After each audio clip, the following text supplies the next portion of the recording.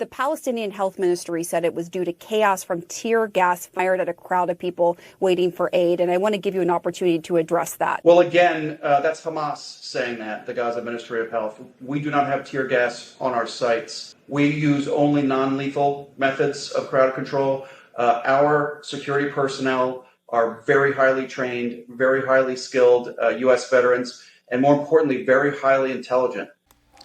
They say a picture is worth a million words. There's been so much controversy about what is happening in Gaza. Well, the propaganda that's out there, the Hamas has no other weaponry to fight Israel on the ground. So they are creating this propaganda, this false narrative that there is some famine going on, that children are starving to death, that there's no food in Gaza, which are lies, lies, lies. Even CNN would give you the truth in this particular interview with the agency that's on the ground today as to what is happening in Gaza today. Draw your own conclusions. Let's watch this together and we'll discuss it afterwards. Kindly subscribe to our channel so that a little bit of light will push away a lot of darkness. So certainly Hamas is an ongoing threat. The IDF is conducting daily operations against them. Our sites are safe and secure. We've only had 2 incidents of violence months ago that were Hamas fomented and injured 2 American aid workers. And there was 1 instance of unfortunately, tragic incidents when Hamas fomented a stampede. But our sites are safe, and we ensure that the aid gets into the people who need it the most. One way we do that is the reservation system that we're talking about. Another way that we do that is we have separate women's distributions, totally separate, so to ensure that they're getting aid and they can feed their families. We also have women's distributions immediately after the main distribution. Once the crowds are dispersed, many women stay behind. We had a record day this past weekend, and now we're consistently getting feeding over 3,300 women, specifically and separately, as part of our distributions. You bring up that tragic incident where 20 people died in that crowd crush at an aid distribution site run by GHF.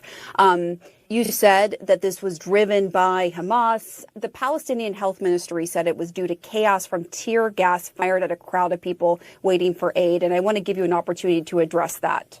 Well, again, that's Hamas saying that, the Gaza Ministry of Health. We do not have tear gas on our sites. We use only non-lethal methods of crowd control. Our security personnel are very highly trained, very highly skilled U.S. veterans, and more importantly, very highly intelligent. They are not there because they know how to pull a trigger. They are there because they know how not to. I want to follow up with you. First of all, I just need to note that the Gaza Ministry of Health, for its part, says that it is not an extension of Hamas. And it is true, we did check the United Nations' own tracker before this interview. A vast majority of their trucks are looted or don't make it to their intended destinations in Gaza. Now, they say that it's a scarcity issue. And that is the truth, what's really happening there.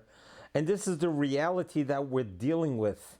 The propaganda that has been spread throughout the world is such lies.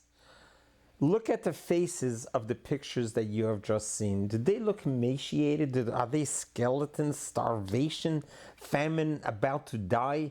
Pictures that we looked at, the hostages in the tunnels of Gaza held by Hamas who actually are being starved.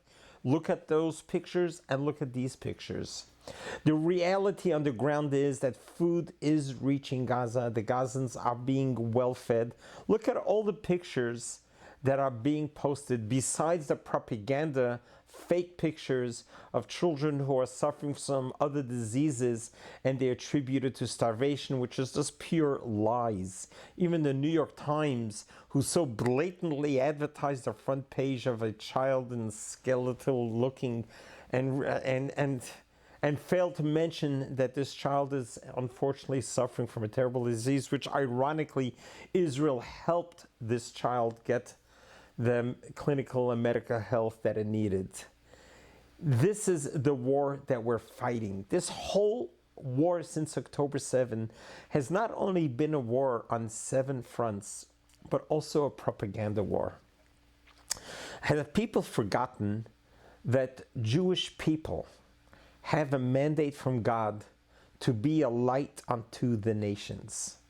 The Jewish people, our nature, our DNA, are to be compassionate, are to be kind, and are also very bashful. We as a nation, that is our three elements that our Talmud defines the Jewish people, who we are as a nation. And we have lived like that throughout our whole history. For 3,337 years, when God gave us the Ten Commandments, and God gave us that mandate and says, I want you to be a light unto the nations. I'm going to give you the Bible, the 5 books of Moses, and I'm going to empower you to teach it to the rest of the world. Our mandate, our mission in life as a Jewish people is to help people live and promote life and promote health and promote recognition and understanding of godliness and making this world a spiritual abode for God. That's what Judaism has all been about, and that is what our focus has always been. From the beginning until today, our job is, what can we do to help you? What can we do to help the world? What can we do to help humanity? In our Talmud it says, you save one person is saving a whole world. When a person dies, it's as if the holy temple was destroyed. Judaism views every single person as created in the image of God. Every single person has a value. Every single person has a purpose and a mission in this world. No person was created superfluously, but every person was created specifically by God to be here now in this time. The day you were born, God said the world can no longer exist without you, because you have a certain purpose in this world. Your purpose is to help humanity and help people live, give life, promote life, do whatever you can to save another person's life. With that mandate, do you really think Israel is going to starve the people in Gaza? Really, is this our way of warfare? It's absurd of absurdness. This is not Israel's way of a warfare. We would never do that to another human being. We know what starvation is about. We just came from the dark clouds of the Holocaust. We know what starvation is. We would never do that to another human being, never deprive them from food or water. Any suffering that's been happening in Gaza is all caused by Hamas. It is their strategy. The whole strategy of this war was to make Israel and the Jewish people look bad in the eyes of the world. And they have succeeded, because people are just so complacent, not interested to fact check, but rather just go with the flow and eat what is being fed through the legacy media and through the fake news and through the social media. You think about it, we are 15 million Jews in the whole world. You got 2 billion Muslims. So when something comes out on social media and 2 billion spread it out, it's going to spread. It's going to get traction and views and clicks. And then people are going to start to believe. They say sometimes when a liar starts lying very loud, not only does he start to believe it's true, people also think it's true because it's said so loud. So you have seen it. You have watched it together with me on CNN. There is no famine in Gaza. There is no starvation. Hundreds and hundreds of trucks of thousands of meals are coming in every single day to Gaza. Gaza has plenty of food.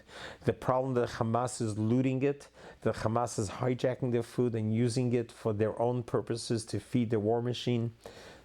That is nothing that we can do about it until the world knows about it. Let's shake up the world. Let the world wake up and come down hard on Hamas, not on Israel. Come down on Hamas and say, Hamas, let the hostages go home. What you did on October 7 is against anything humane, anything that humanity should tolerate. Withholding the live hostages and torturing them in the tunnels of Gaza and holding on to the corpse of the dead. How low can you get? Can you just return them to their families so they could have some closure? Why isn't the world condemning Hamas and shouting on top of the roofs to stop if they really care about the Gazans and they really care about starvation and famine. Obviously, that is not the case. It's pure anti-Semitism. It's convenient anti-Semitism. And eventually the truth will prevail, and the world will see that the Jewish people and Israel are all about the living and all about life. And just give us a chance. We'll continue in providing humanity with all of our inventions, and anything that we can do to help humanity will be there for you. Over the 77 years, we have shown you what we're able to do with the desolate land of Israel that has been deserted for 2,000 years. And look what we turned it into.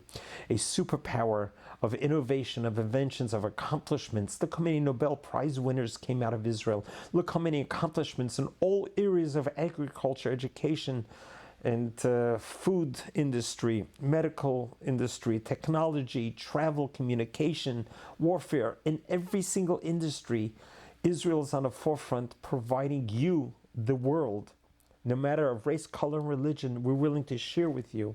Whenever there's ever been a catastrophe, a national catastrophe, Israel has been from the first responders to show up and to set up triage and to help with rescue teams, because that's what Israel is about. We are a religion with a heart. We are a religion who cares about life, who values life, who cherishes a life. Our whole religion is based on living. And we are fighting a death cult whose whole mission is about death. Not too long in history have we realized the difference between right and wrong, life and death, light and darkness. Let light be victorious, and let us see greater and better times. God bless you. God loves you.